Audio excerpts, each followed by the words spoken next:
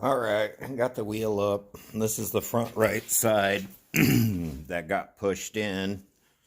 Yeah, you can see the car just T-boned it, came in this way, bang, bounced, and went all the way down the side of the truck. Actually tore the rear leaf spring off too. Pulled the whole wheel and axle sideways. So I already did the leaf spring over here. Got the rear end back, straight, new, used leaf spring or whatever. Awesome. And then, so yeah, here's what 3 years of sitting. Not horrible, but you notice that shock looks a little newer. You see some red sway bar bushings that look a little newer. And then you get in a little bit closer, and, well, those don't look that great. They've been sitting. But let me grab my little light here. You look down in there, those bushings are new. I went through, and those are newer-ish. That shock's newer. I actually, before this thing got in an accident, went through and put a new hub on it, new axle, new shock, new bushings, and basically rebuilt all this about 90 days before the accident. So yeah, woohoo! It was finally starting to drive really confident, really straight. But whatever, shit happens. So let's just pull all that out. I got some junkyard stuff there. Axle, tie rod in, hub, A-arm, upper, lower. And yeah, we're going to change it out. Got the oil draining out. Looked a little muddy on the dipstick, but not horrible. Now it's out, but whatever. Get some fresh oil in it. Won't hurt nothing. Put a little heat in the gas tank, that ISO line dryer, water dryer, whatever, again, because it's been sitting. So yeah, there's a quick little update. I'm going to start taking all this apart. Start changing everything out, cleaning it up so that the wheel is up and down and not tilted in. And then one more thing off of the to-do list. All right, see you next video. All right, well, let's start working on the green truck some more. Let's go ahead and get the torsion bar loose. Get the lower A-arm unsuspended and get into it. Everybody seems to think GN torsion bars are a pain in the butt. They're not. You just get the special tool, that guy right there, and get underneath there, loosen it all up. So let's get into it.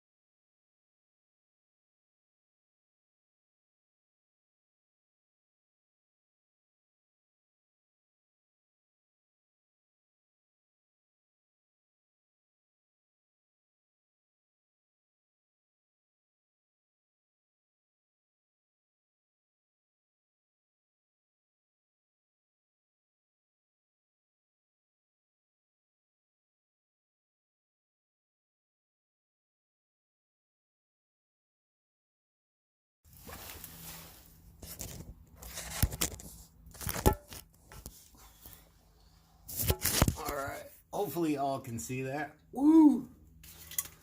So, got the torsion bar tool in, got it preloaded. You got your adjuster nut here, which a lot of guys like to crank those way up, try to lift the vehicle. Loosen that guy up. Now that you have it, release the tension. Alright, now how in the heck, alright, so my adjuster's all loose.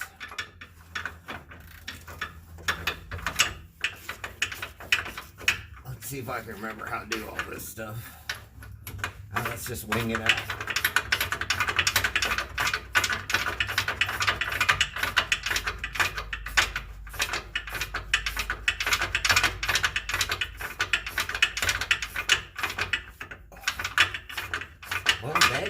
Come on out of there. A little long in the tooth on that adjuster. I thought it could just slide out, but whatever. Let's just take the thread out. Adjuster bolt, tension, and then it's like, oh, sketchy. What if that thing jumps off? And get your retaining tab, plate, whatever. But this tool's pretty beefy. I got this one over at O'Reilly's. It's actually brand new, so not too worried about losing a finger. If I do, I got 9 others. So I got my adjuster and plate out. Let's back off the tool, relieve tension, and I should be seeing that front A-arm relax. Maybe, maybe not. The ball joints are all bent and everything's bent up, so I don't know. But yeah, let's just loosen up the adjuster and get the torsion bar to go slack. And it's really that easy. I don't know why everybody's like, oh, it's so hard to mess with GM torsion bars. And yeah, they're not the greatest design. They're kind of like whatever. But yeah, torsion bars totally loose and flopping around in there now. Can rotate it a little bit, so cool. Of a good note, looking down underneath here, along the rocker frame, you accidentally didn't get into any of the underside structure. Another reason why it's worth saving. Like the door is hitting when you try to open it, so we'll have to straighten that out. But again, back to this underside, all this structure and all the rocker. I mean, she's rust free.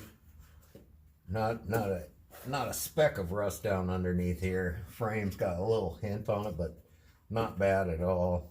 But all this is straight. Again, you know, the meat and potatoes is worth saving. Meat and potatoes. All right, so let's go up to the front end and pick up that. All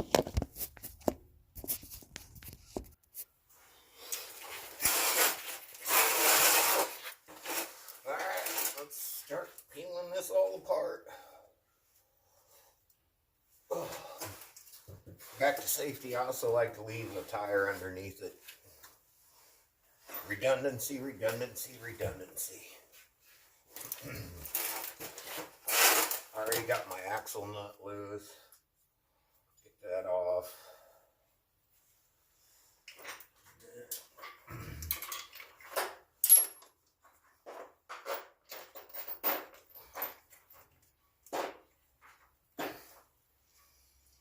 That's off. Let's get the caliper off. Wait, get out of my hair. Make a motherfucker flip his wig. All up my hair. There we go. Fixed.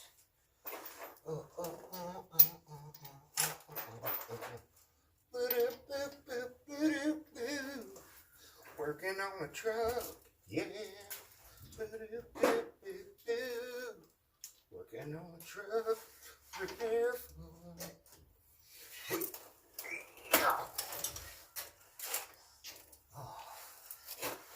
Kinda. Yahoo, put these on so tight. Yeah. Oh yeah, that's probably me. Yeah. Old calibrated elbow must have had its Wheaties that day. Alright. Get these guys off.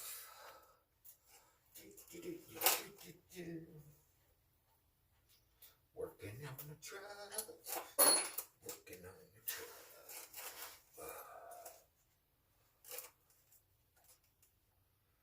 You know, I'm almost half tempted to just put some ball joints on it.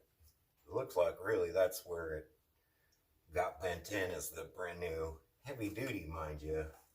What? XT heavy duty greasable ball joints I put in when I pretty much replaced all the wear items over here. And yeah, it looks like you could get away with just putting some ball joints in it, but I don't know. and maybe try to save my A-arms with the new bushings I got in there.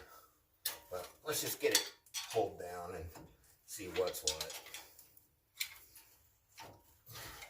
My Bennett and slotted power stop brake pads.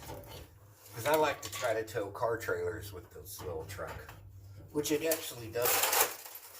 I towed a Ford Explorer on a 16-foot car trailer through downtown Seattle in I-5 afternoon rush hour traffic. Wasn't fun. She was squatting, but this little truck was a champ and did it. And no real oh shoot moments. You just, when you're doing stuff like that, kind of over capacity or pushing it a little bit, you just act like you got no brakes. You act like you ain't got much of anything. When you go really, really slow, and just pay attention. Chances are, you probably do alright. But I've been doing hillbilly stuff my whole life, so just another day in the park for me. Come on, get over there now. Okay. Okay. Thought I released. Come on. Get on back there.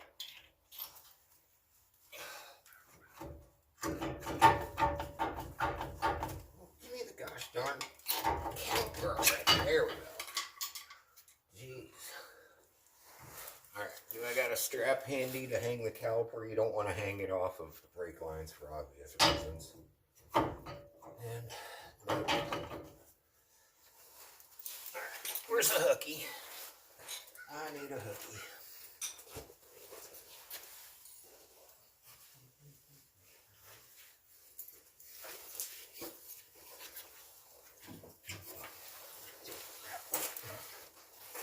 Got these cool straps from, I work on motorcycles if you didn't know, and the brand new KTMs come with these pretty nice straps. They're almost like the river rafting straps or whatever. Good nylon buckle, and they are super handy, and I got a ton of them. And they got 1,000,001 uses for a hillbilly. Alright. Get this guy up. Kind of out of the way. Working on a truck. Working on a truck. Oh, that's totally gonna slip off. Hold on. That's gonna slip off and make me mad. So let's try to do it a little bit better, AJ. A little bit better.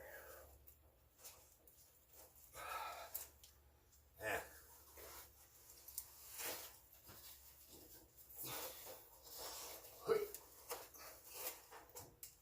Totally in my way, but whatever. I'm going with it. Let's just get it done, alright?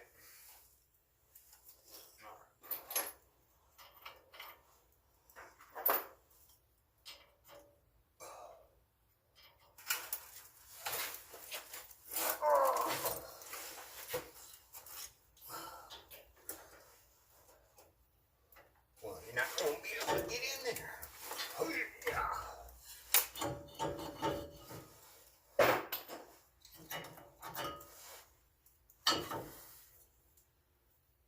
Pads are still pretty good. Awesome. Alright. I need a wrench. I only got my socket sitting here in front of me. Un momento.